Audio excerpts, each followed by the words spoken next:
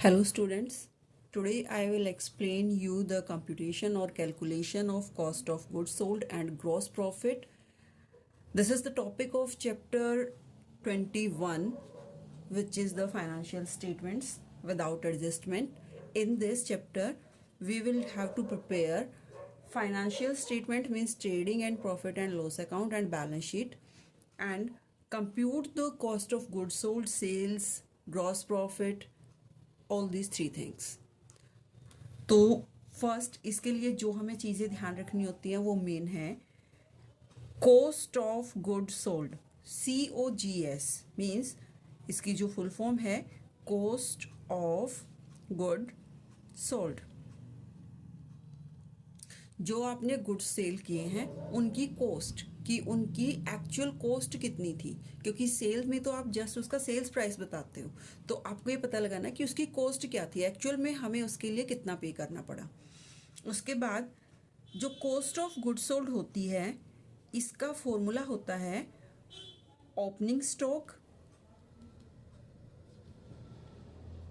Plus purchases, net purchases का मतलब होता है परचेज माइनस परचेज रिटर्न, मतलब purchases after the deduction of purchase return.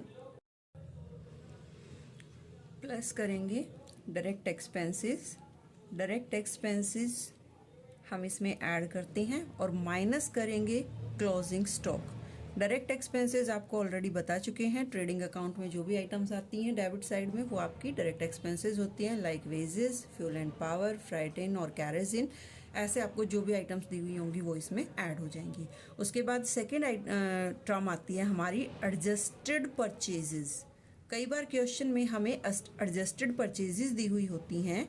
Adjusted purchases का मतलब होता है purchases means net purchases plus opening stock minus closing stock.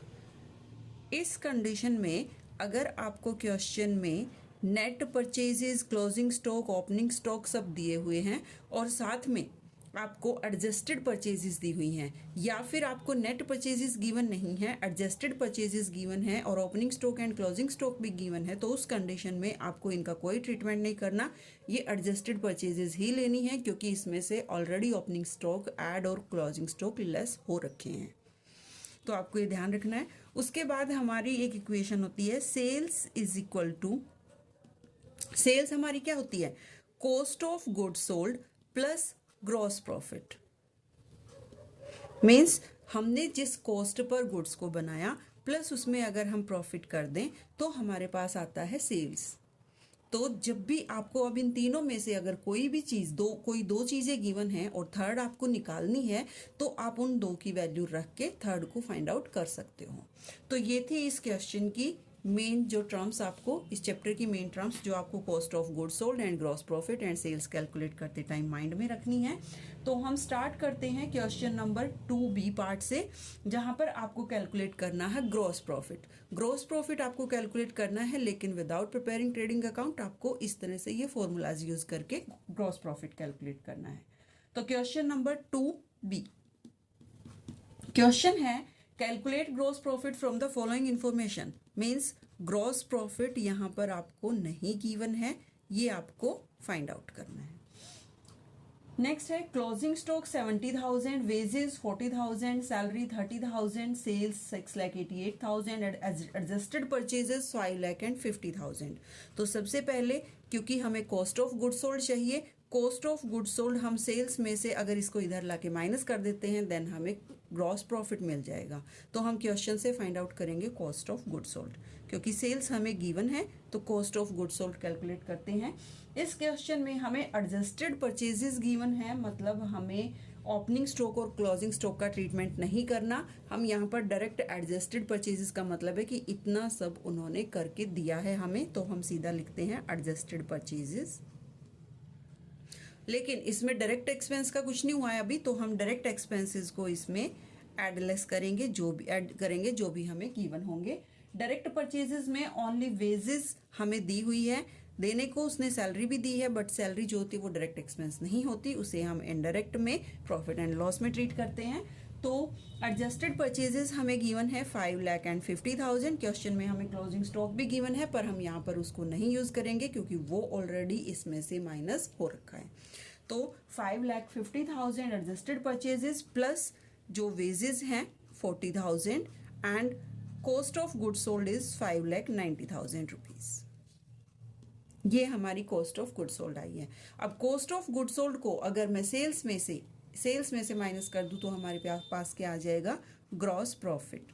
तो gross profit is equal to sales, हमें क्वेश्चन में is equal to sales minus cost of good sold, and sales हमें question में given है 6,88,000। So GP 6,88,000 means sales minus cost of goods sold 5,90,000 and 98,000 is the GP, gross profit। ये था हमारा calculation of GP. उसके बाद next question देखिए। Next question में हमें फाइंड आउट करना है कॉस्ट ऑफ गुड सोल्ड, और हमें फिगर्स दी हुई हैं। जस्ट हमें cost of good sold find out करने का फॉर्मूला यहाँ पर लगाना है। तो क्वेश्चन हमारा क्वेश्चन थर्ड हमें गिवन है calculate cost of good sold from the following equation information. Opening stock, cost of good sold का फॉर्मूला क्या है हमारा, ओपनिंग स्टॉक। उसके बाद हमें गिवन है net purchases. Net purchases means इसमें से परचेज रिटर्न माइनस ऑलरेडी हो रखी हैं, तो हम इसको ऐड करेंगे। देन जो डायरेक्ट एक्सपेंसेस में आते जाएंगे हम उसे ऐड करेंगे। यहाँ क्वेश्चन में हमें गिवन है wages and salaries.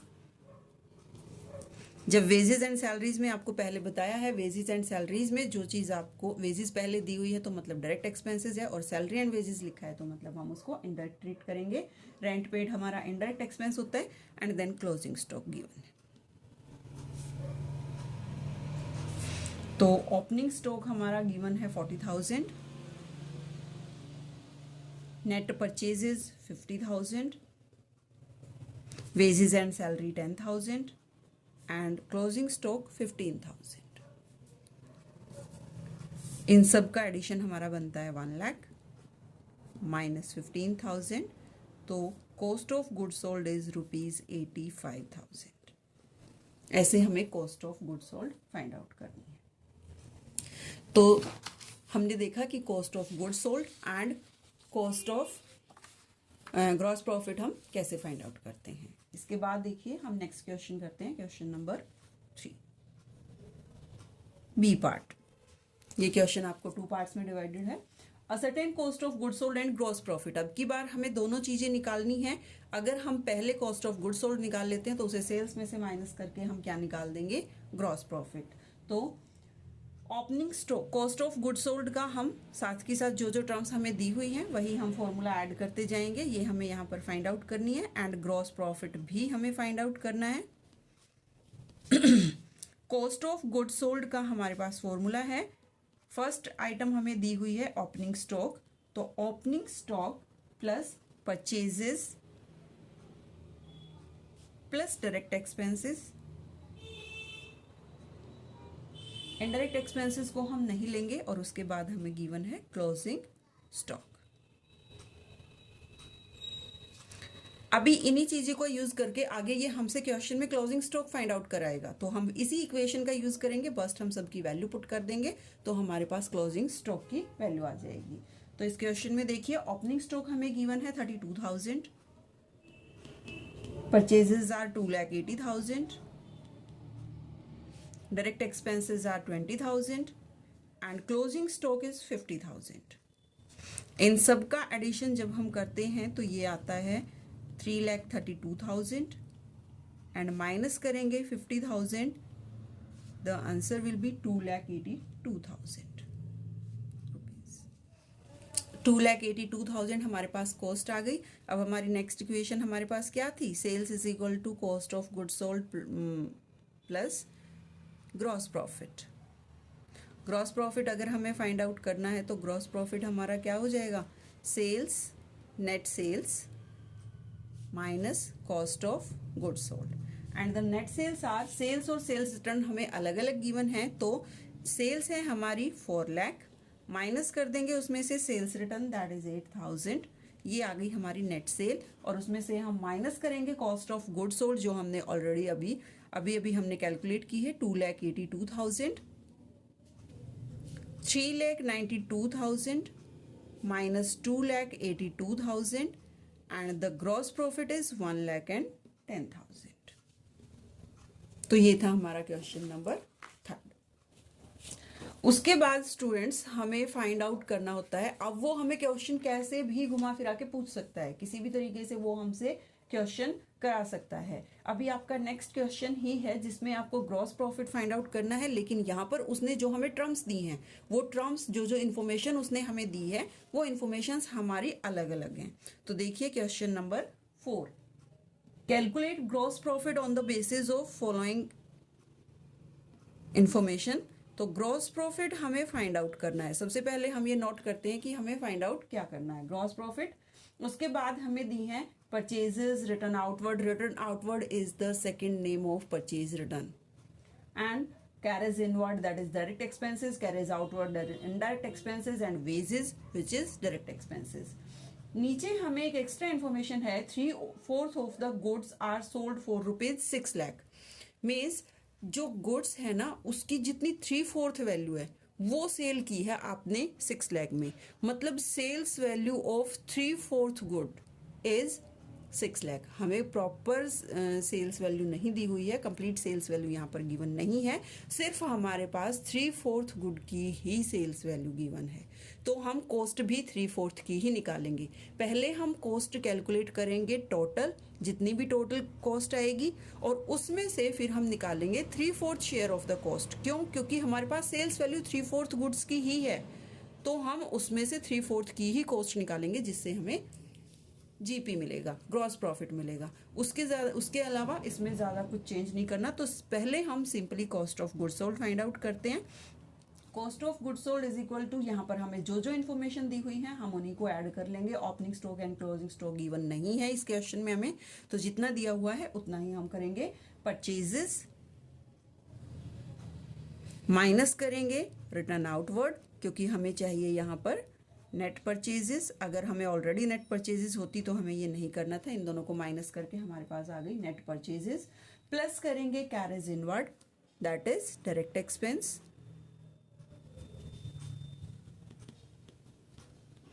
And minus करेंगे परचेज करेंगे हम, ऐड करेंगे हम वेजेस। तो परचेजेस हमें क्वेश्चन में गिवन है 6,80,000 and the purchase return is 30,000। तो नेट परचेजेस हमारे पास आ गई 6,50,000। इसमें अब हम ऐड करेंगे carriage inward that is 20,000 and wages that is 50,000। तो जब हम इसका ये टोटल करते हैं 6,50,000 प्लस 20,000 प्लस 50,000, तो वैल्यू आती है हमारे पास ₹7,20,000। ये 7,20,000 हमारी टोटल कॉस्ट है, जो हमने गुड सोल्ड किया उसकी टोटल कॉस्ट है। लेकिन हमारे पास सेल्स वैल्यू ओनली 3/4 गुड्स की है, तो हम 3/4 गुड्स की ही कॉस्ट निकालेंगे। Cost of 3/4 goods is equal to 7,20,000 complete है, और उसका हम 3/4 शेयर ही कैलकुलेट कर लेंगे। ये हमारा आता है 5,40,000। अब हमारा ग्रॉस प्रॉफिट निकालने का फॉर्मूला क्या था? ग्रॉस प्रॉफिट हम कैसे निकालते थे? Gross profit is equal to sales minus cost of goods sold, और सेल्स वैल्यू हमारे 3/4 गुड्स की, सेल्स वैल्यू ऑफ 3/4 गुड्स हमें गिवन है क्वेश्चन में 6 लाख। तो 6 lakh minus 5,40,000 and the profit is 60,000। हमारा प्रॉफिट आता है यहाँ पर 60,000। तो ये था हमारा क्वेश्चन नंबर 4। इसके बाद क्वेश्चन नंबर 5, ये क्वेश्चंस इसमें आपको cost of goods sold and closing stock find out करना है। तो कॉस्ट ऑफ गुड्स सोल्ड तो हम वैसे ही फाइंड आउट करेंगे जैसे हम अब तक कर रहे थे, और क्लोजिंग स्टॉक उसी फॉर्मूला में जिससे हम cost of goods sold find out करते हैं उसी में हम इसको पुट कर देंगे। तो यहाँ पर इंफॉर्मेशन पर डिपेंड करता है कि अब हमें क्या क्या इंफॉर्मेशन गिवन है और हम कैसे फाइंड आउट करेंगे। तो question number 5 part A, calculate closing stock and the cost of goods sold. तो हमें क्या क्या चीजें फाइंड आउट करनी है, सबसे पहले हम वो नोट डाउन करेंगे, closing stock and cost of goods sold. ये दो चीजें हमें इस क्वेश्चन में फाइंड आउट करनी है। तो इंफॉर्मेशन क्या है हमारे पास, opening stock, sales, carriage inward, sales return, gross profit, purchases and purchase return. तो सबसे पहले हम फाइंड आउट करते हैं cost of goods sold. Cost of goods sold find out करने के लिए हम इसमें हमारे पास देखो इंफॉर्मेशन अब दो तरीके से हम निकाल सकते हैं, opening stock plus carriage inward plus purchases minus purchase return. ये करते हैं तो हमारे पास प्रॉब्लम ये है कि अब हमें इस क्वेश्चन में opening stock and closing stock की इन्फॉर्मेशन नहीं है। तो हमारे पास कंप्लीट इन्फॉर्मेशन ये है कि ग्रॉस प्रॉफिट हमारा 6000 है, और नेट सेल्स भी हम इस क्वेश्चन से फाइंड आउट कर सकते हैं क्योंकि हमें नेट सेल्स भी दी हुई है। तो हम इसका ग्रॉस प्रॉफिट पहले कैलकुलेट कर सकते हैं, और ग्रॉस प्रॉफिट कैलकुलेट करने के बाद हम इसकी जो है इजीली ग्रॉस प्रॉफिट तो हमें गिवन ही है, सॉरी, तो हम सेल्स में से ग्रॉस प्रॉफिट माइनस करके cost of goods sold find out कर सकते हैं। तो कॉस्ट ऑफ गुड्स सोल्ड का एक तो हमारे पास फॉर्मूला था जब हमें अलग अलग एक्सपेंसेस दिए हुए थे तो फाइंड आउट करना। दूसरा जो हमारी इक्वेशन है, सेल्स इज इक्वल टू, मैं एक बार आपको रिमाइंड करा देती हूँ, sales is equal to cost of goods sold plus GP. अगर मैं इस ग्रॉस प्रॉफिट को सेल्स में से माइनस कर दूं तो वो किसके इक्वल आएगा, कॉस्ट ऑफ गुड्स सोल्ड के। तो cost of goods sold is equal to sales minus GP. तो सेल्स हमें यहां पर दी हुई हैं, नेट सेल्स हम इसकी फाइंड आउट कर लेंगे, नेट सेल्स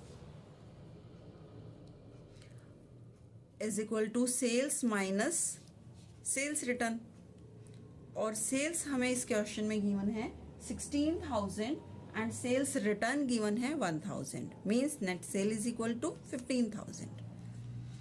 तो कॉस्ट ऑफ गुड्स सोल्ड आ गई हमारी 15,000 माइनस जीपी की वैल्यू हमें गिवन है 6000। तो कॉस्ट ऑफ गुड्स सोल्ड मेरी यहाँ पर कैलकुलेट हो जाती है ₹9,000। तो फर्स्ट आंसर तो हमारा हो गया कि 9,000 कॉस्ट ऑफ गुड्स सोल्ड है। अब जो कॉस्ट ऑफ गुड्स सोल्ड है उस कॉस्ट का फॉर्मूला लगा के, क्योंकि क्लोजिंग स्टॉक का ओनली एंड ओनली एक ही यूज होता है, और वो कहाँ पर होता है, जब हम cost of goods sold calculate करते हैं तब उसका यूज करते हैं हम इन इक्वेशंस में। तो मैं कॉस्ट ऑफ गुड्स सोल्ड का यहाँ पर फॉर्मूला लगा देती हूँ, cost of goods sold is equal to, जो जो इन्फॉर्मेशन हमें इस क्वेश्चन में है हम वो डाल लेंगे, ओपनिंग स्टॉक प्लस परचेजेस, और परचेजेस में से माइनस करेंगे परचेज रिटर्न, उसके बाद है कैरेज इनवर्ड,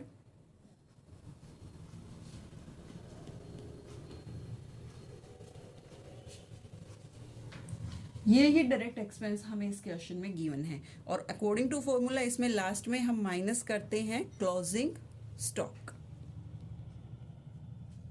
अब सबकी वैल्यू हम पुट कर देंगे, और क्लोजिंग स्टॉक की वैल्यू हम पुट नहीं करेंगे क्योंकि क्लोजिंग स्टॉक हमें यहाँ पर कोई इन्फॉर्मेशन नहीं है। कॉस्ट ऑफ गुड्स सोल्ड हमने ऊपर से अभी कैलकुलेट की 9,000 equal to opening stock 5,000, purchases 10,000 and purchase return 900 plus carriage inward 1000, और क्लोजिंग स्टॉक की तो हमें वैल्यू पता ही नहीं है। इस क्लोजिंग स्टॉक को मैं इधर ले आती हूँ, ये इधर नेगेटिव है तो इधर आके क्या हो जाएगा पॉजिटिव, और इस 9,000 को मैं यहाँ ले गई, इसमें से माइनस कर दिया, तो 5,000 प्लस 9,100 प्लस 1,000, और इधर आके ये 9,000 हो गए माइनस। इनको जब मैंने ऐड किया तो टोटल आता है 15,100, और 15,100 में से ये 9,000 हम करेंगे माइनस, तो क्लोजिंग स्टॉक इज